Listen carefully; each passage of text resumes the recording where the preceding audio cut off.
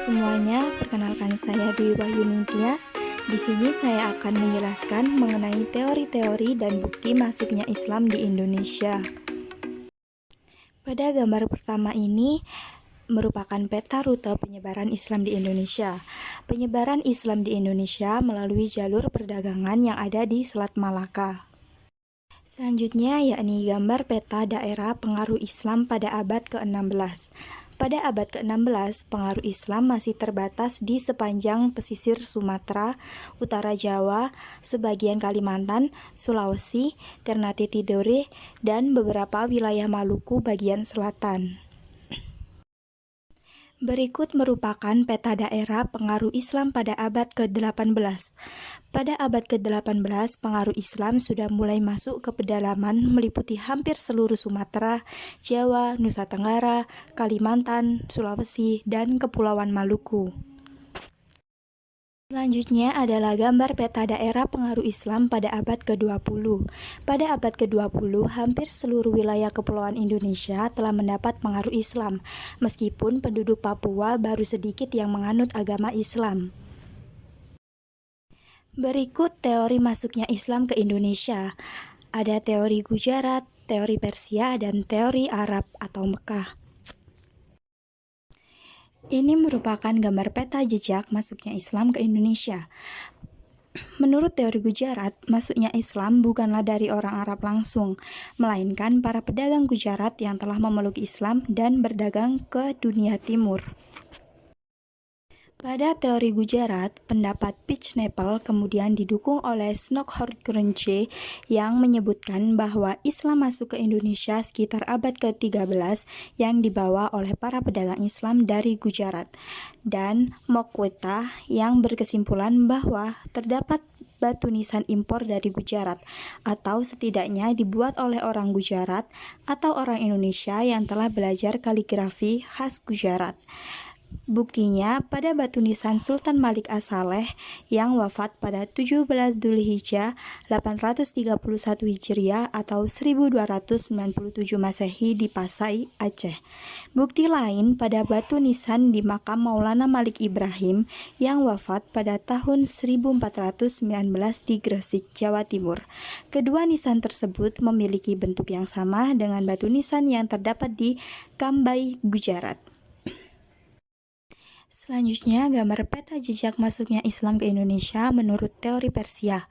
Pendapat ini didasarkan pada kesamaan budaya dan tradisi yang berkembang antara masyarakat Persia dan Indonesia, yakni tradisi merayakan 10 Muharram atau Asyura. Hussein Jayadiningrat berpendapat bahwa Islam masuk ke Indonesia melalui Persia atau yang sekarang dikenal dengan Iran. Bukti teori ini adalah adanya upacara Tabot, yakni upacara memperingati meninggalnya Husain bin Ali atau cucu Nabi Muhammad di Bengkulu dan Sumatera Barat, setiap tanggal 10 Muharram atau 1 Asyura. Upacara ini juga merupakan ritual tahunan di Persia. Bukti lain yakni kesamaan ajaran antara ajaran Sufi yang dianut Syekh Siti Jenar dan Sufi Iran beraliran Al-Halaj. Berikut merupakan gambar peta jejak masuknya Islam ke Indonesia menurut teori Arab atau Mekah. Menurut teori Arab, Islam berasal dari Mekah yang dimukakan Anthony Jones. Menurutnya, proses Islamisasi dilakukan oleh para musafir atau kaum pengembara yang datang ke Kepulauan Indonesia.